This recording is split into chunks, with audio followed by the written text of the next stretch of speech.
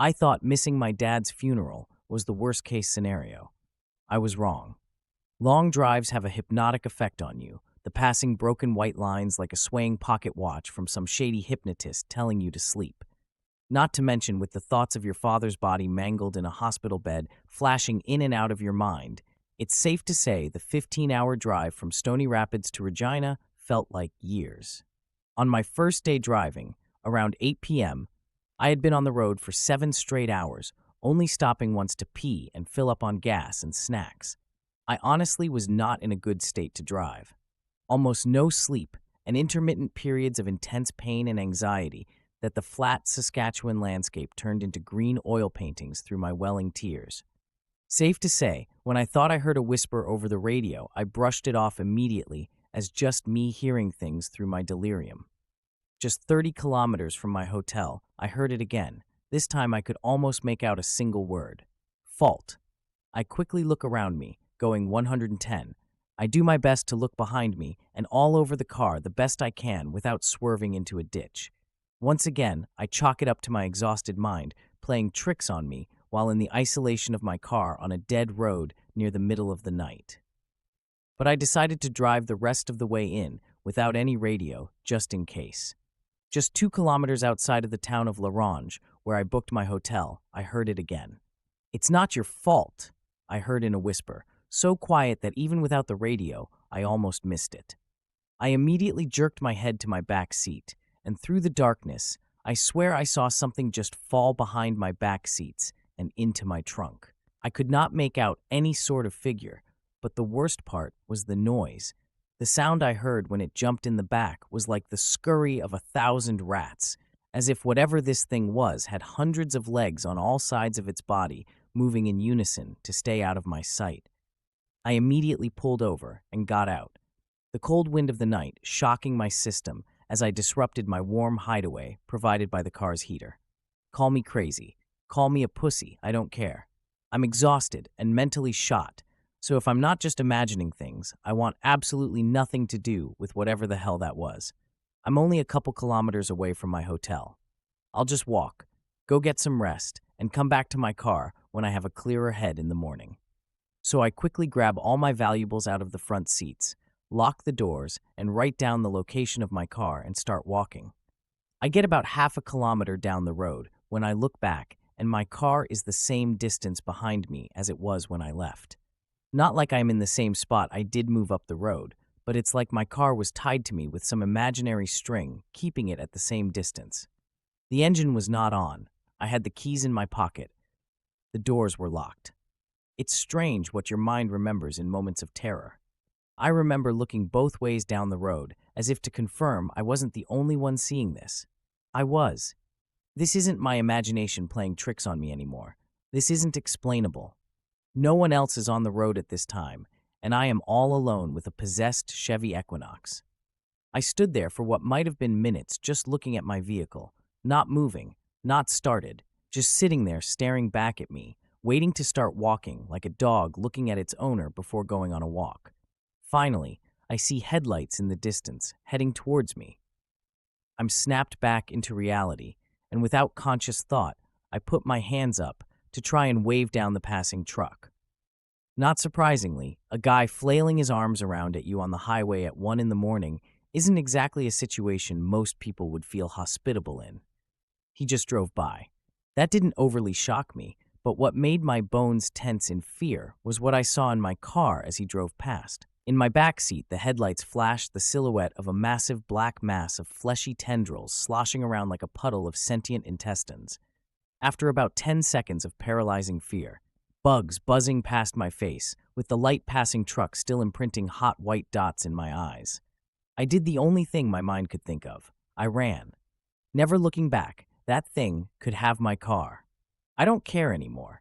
I ran and ran and ran until finally I got to the hotel. Running past several other cars in the parking lot over to the check-in desk on the far southern side of the parking lot with the hotel to the north, only illuminated by the 3 streetlights above the parking lot and the spattered lights of occupied hotel rooms. The sight of the lights in the checkout office gave me a feeling of relief. Sailors must feel after seeing the shine of a lighthouse after clearing a severe storm. I ran up the check-in office and bursting through the front door, nearly giving the clerk at the front desk a heart attack. The clerk was a 20-something kid with long blonde hair with headphones in and a Dead Kennedys t-shirt on. "You good, bro?" he said, taking out one of his AirPods. "Check in for McNeil," I said through my heavy breathing, slamming my ID on the desk. Okay," the clerk responded, looking around as if he wasn't sure I was just some hallucination from the drugs he was obviously on. "Room 4E, just up the stairs to the north and down the hall," he said, after an agonizing 20 seconds of him looking at the computer and before handing me the keys.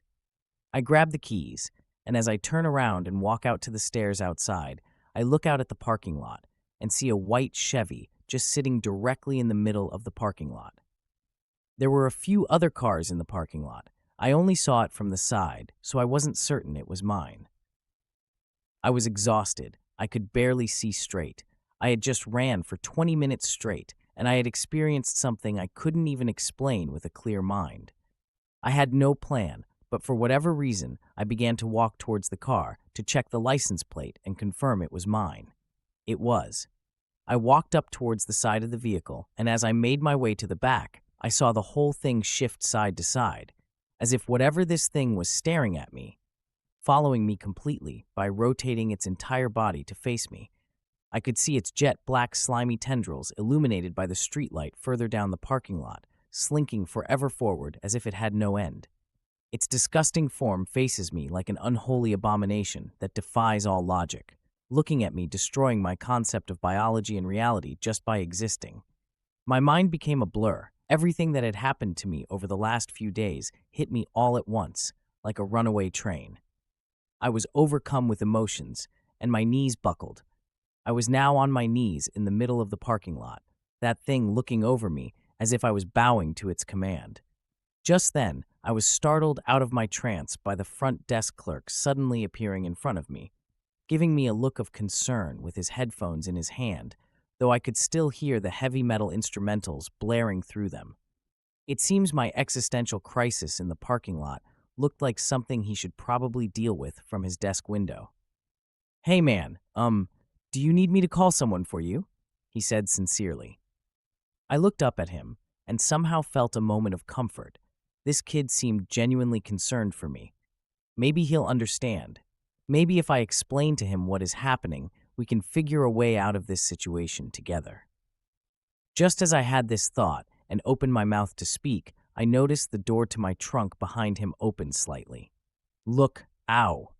Before I could even finish the two words, the creature in my back seat had slipped one of its hellish tentacles out of the back and slit the clerk's throat from ear to ear, before slowly slipping back into the trunk of my car, using it as some sort of protective shell. I'll never forget the face he made. The look of concern was replaced with shock and terror in the blink of an eye, blood spurting out of his now open carotid artery with the rhythm of his slowly dying heartbeat. I just sat there on my knees, the brief second of hope I had dying as quickly as he did. As the kid fell to the floor, blood pooling like a lake, I still sat there motionless. Some desperate part of me wanted this to still be a dream or some fucked up hallucination brought on by grief-induced exhaustion. As much as I tried to wake up or confirm to myself this wasn't reality, the kid's lifeless body still lay in front of me, growing whiter and whiter with every passing second. Just as my reality was once again collapsing, my driver's side door opened. "They are going to blame you for this, you know."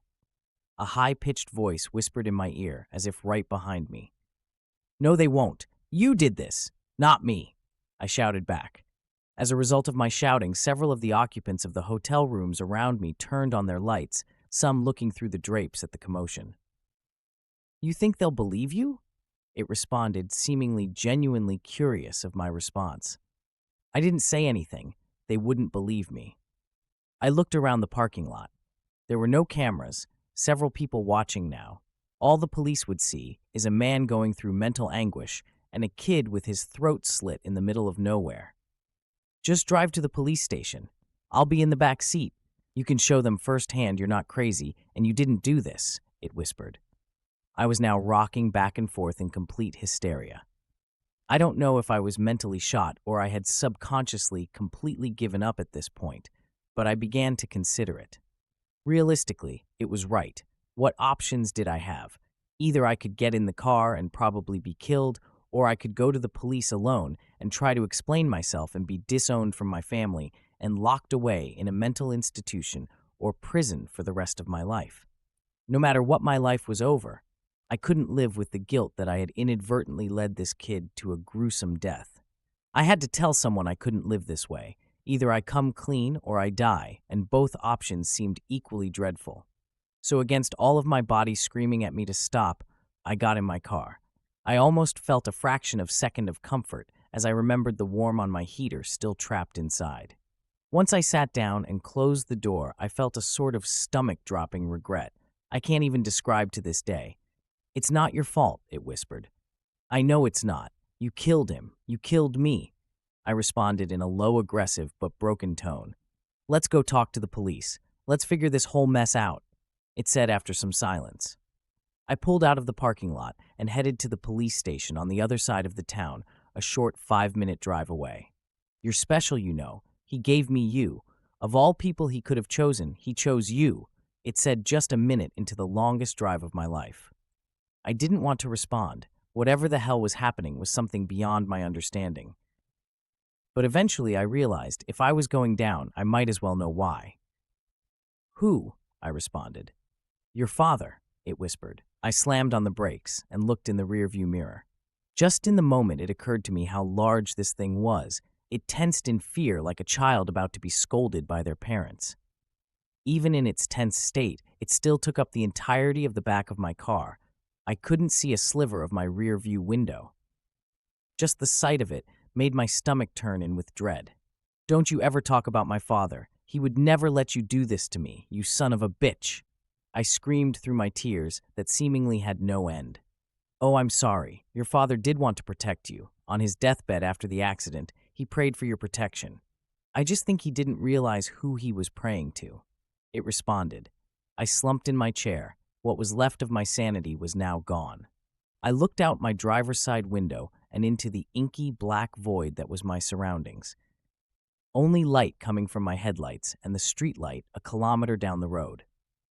Without another word, I shifted the car back into gear and started driving again. "I think you'll learn to appreciate me after a while. It was your dad's wish for me to look over you after all," it continued, whispering and whispering, never shutting the fuck up until I would completely collapse and fall apart at the seams. I turned onto the road. The police station was on. A long road with a dense forest on my right, with thick spruce trees all along the road. Nearing the end of the road, close to the station, I noticed an extremely thick tree at the end of the road. If this thing was right, and I'm destined to be watched over by this thing from some sick bastardization of my father's final wishes, then I wasn't giving it the satisfaction of having me for long. My foot slowly pushes the gas pedal. As my car gets faster and faster, I unbuckle my seatbelt. I wanted to make a prayer for my family in these brief seconds, but I didn't know what could be listening, so I simply let the trees rush past as I reached 120 kilometers per hour. As I was just 300 or so feet away from my fate, it spoke one last time. "It's not your fault.